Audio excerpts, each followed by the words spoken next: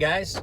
So today is a running errands day. It's currently raining. I have got to go to the bank and do some stuff, but I just kind of wanted to do this as an intro. I am going to shoot a video when I get home. I have to drop off a couple knives to the boys up at the forge that I sharpened for them, and I thought maybe we'd just go for a ride. So this is going to be the intro. I know that I've promised you guys a bunch of stuff. I know I said I'd put that Frederick up and all that, but I don't know if you guys know this, running a business as a sole person gets time consuming. So I do know I keep saying I'm gonna put that Frederick up for sale. I do know I keep saying I'm gonna do these videos. I said I was gonna do a video yesterday, but time constraints just did not allow it. So this is kind of me apologizing. I'm not sure what the body of this video is gonna be. Not 100% sure. I do know it's raining, so traffic's gonna be horrible here in San Diego. So I'm thinking I'm gonna do the video about the Wasabi. And I have an announcement for you guys. They just confirmed my shipping address for the prototypes of the Hornet. So, with that being said, I'm gonna get up to the shop. I'll get all this stuff done. I will go back home. I will shoot a video. I've got to do some sharpening. There's a couple things that came in yesterday, and I got to do some shipping. I had an item. So you guys remember the great big? Sometimes I have dyslexia. Sometimes this happens. I had the great big. Oh, that lens is dirty. I had that great big cold steel come in. Hang on a second, guys. There we go. I was using the phone this morning. So, got ear grease on it. I had the great big cold steel that came in. It came back because I screwed up the address. So I shipped it. I had enough postage here at the house that I did it real quick, throw it in a box. So, Mr. Troop, I apologize. It's big knife. You must be a bad boy if that's your daily carry. So, I will get that back to you as soon as possible. But guys, this probably isn't real safe. There's gonna be cops out on a rainy day like today. I need to cut this, but when I get home, the rest of this video will be shot. I'm thinking it's probably gonna be the Wasabi, but it could be a surprise. But you guys will be able to tell. I'm gonna put it in the title. All right, guys, I'll talk to you later. All right, guys, like I said, when I was driving in the car, we are going to talk about the Wasabi, which is, this is a pretty nice Warrenclyffe blade that we put out here not too long ago. Really light, and just like always, got really snappy action. This one is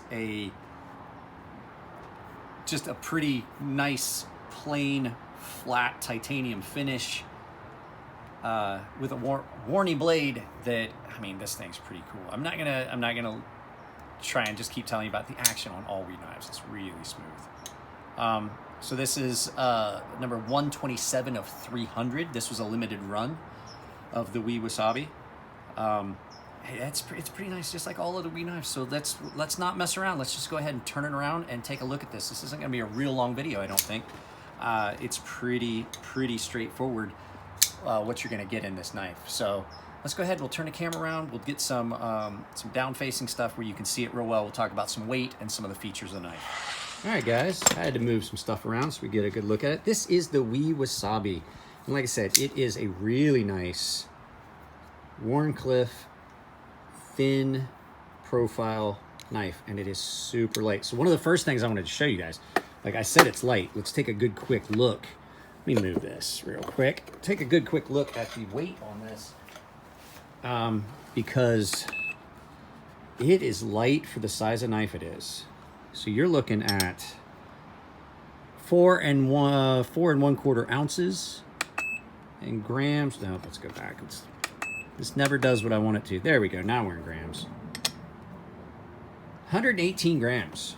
So let's see, for a comparison, a knife that is not that much dissimilar in size, you're looking at, let's see, we said it was 118.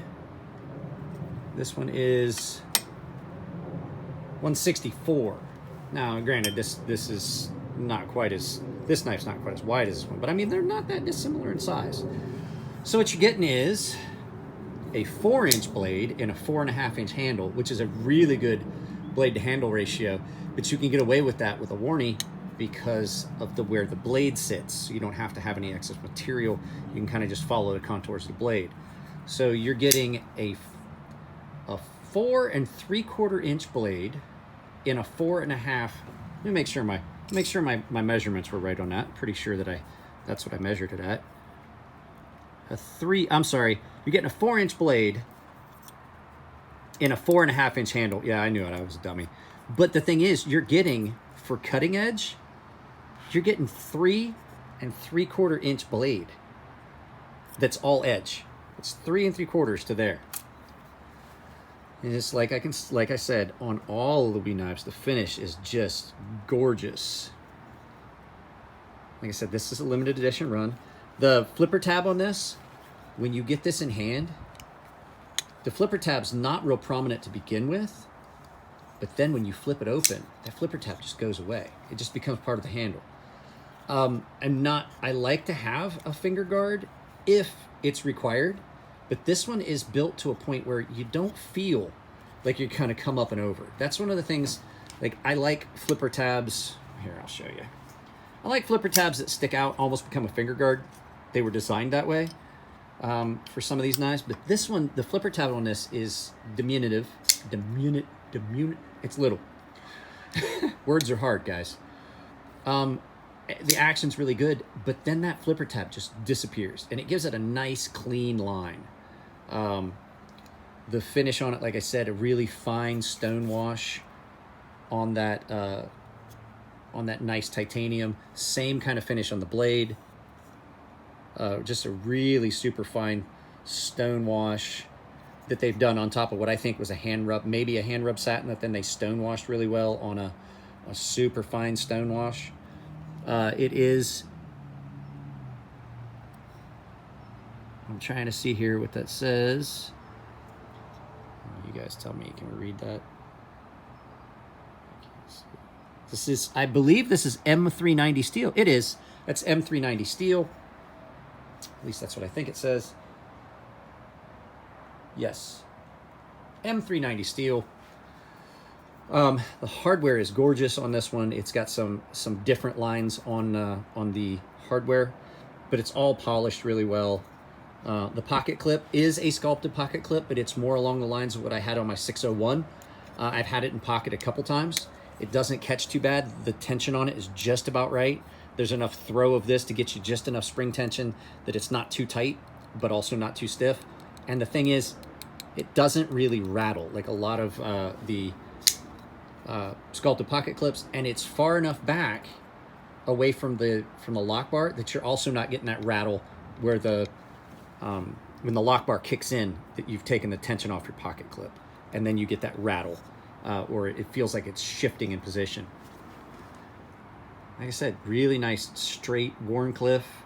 It's got a little bit of a sweep there at the end, but I mean that's really hard not to have on the blades. I don't know, I haven't sharpened it yet, but it looks like it may need to have that moved forward just ever so slightly so you don't get that ramp. See the ramp I'm talking about?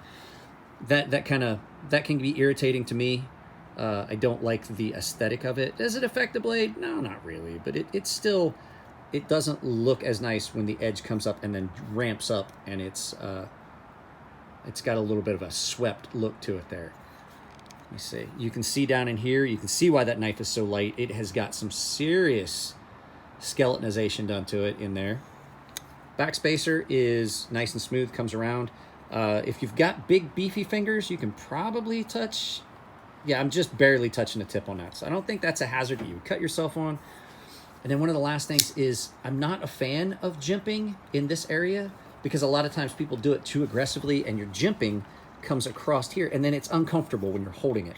This has just got just enough jimping right there on that lock bar to just give you a little aid in releasing the lock bar. Lock bar tension's not real super tight. Like I said, the action is nice and smooth. It's got a good balance. It's tipped forward a little bit, and I kind of like that. That's one of the things I really like in a knife, is to have it be some tip forward weight. So when I'm using it, I know exactly where that blade is all the time. And like I said, they've went away from their proprietary hardware.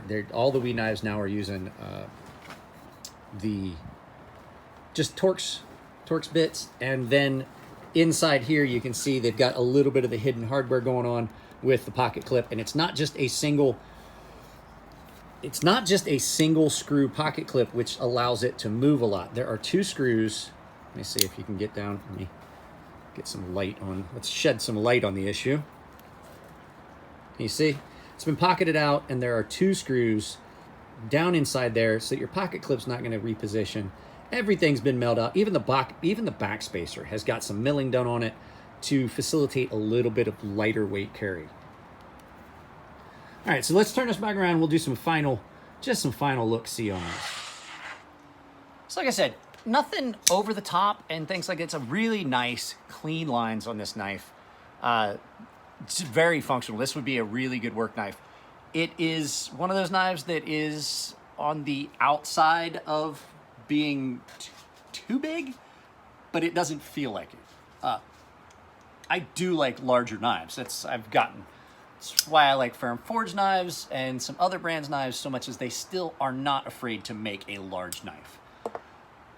But the thing is, they're not, in today's culture, they're not as popular, because a smaller knife is more along the lines of what is, how do I put this? It's become less popular to make a larger knife that looks scary and that people immediately think, oh, he's got a weapon. No, he's got a tool. Wharncliffe knives, Warnies are great. Wharncliffe knives are great because you have a very long edge to cut whatever you want. They stay nice and flat.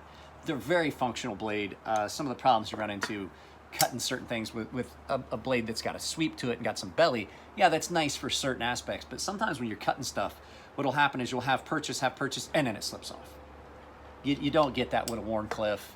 Warnies, you make contact, and then you're through, and there's still plenty of blade left before you wind up getting to the belly and it sweeps over.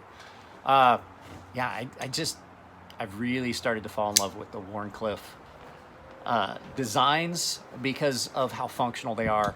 I've made a couple now, and it's just, it's a blade shape that lends itself to doing work. One of the nice things about a Wharncliffe is if you're doing anything where like you're cutting and you need to get up under something, you've got that rounded area, you can get the edge in and you can work your way in, as opposed to something like this where you're trying to get in and the blade, you try and get it flat and you got to play with it to get to where you've got a good surface. And sometimes it's just not the way you want it, especially if you're trying to cut up under a piece of line or something. A lot of times by the time you get under, you get ready to start cutting, you're catching the tip of this style blade up under stuff. So they're very functional for a lot of stuff. Sheep's Foot, Wharncliffe, Cleaver, they're all along the same family. So guys, that's pretty much it. I don't have a lot else to say in this video. It's been a busy morning already this morning. I was out, you saw the thing, I was in the car, I was out doing errands and things like that. I've got to try and get some knives done and shipped. I've got a bunch of stuff to do some shipping on. And then I'm trying to get stuff ready and get tickets and stuff set up for Blade. I just looked at my bank account and I'm like, wow, it's gonna be pushing it. It's gonna be pushing it. But like I said, I just got more pictures back from WE Knives in China of my Hornet, fixed blade Hornets. The logos are on them. They've got my shipping address. They should be shipping me prototypes. As soon as prototypes get here, guys, you're gonna see it. I'm gonna talk to Jim Skelton. He offered to take some pictures and get them put up and publicize them for me. That would be great. I'm not sure a release date yet. We haven't talked anything about release date. It would be nice if I could have them by Blade. That would be cool to be at Blade and have my knife be there and I could go, hey, I did that. So, I mean, that's pretty much it today, guys. I don't know what time this video is going to go up. It is currently noon, so I'm looking, it's probably going to be 5 or 6. It might even be as late as tomorrow by the time this video goes up. But, guys, shorter video. I'm just kind of worn out and kind of depressed at stuff. It's been a rough week. So, if you guys enjoy the videos, give them a thumbs up. If you don't like them, give them a thumbs down. But like I said, tell me why. There's always, any interaction's good. I can't change things on the channel unless I know.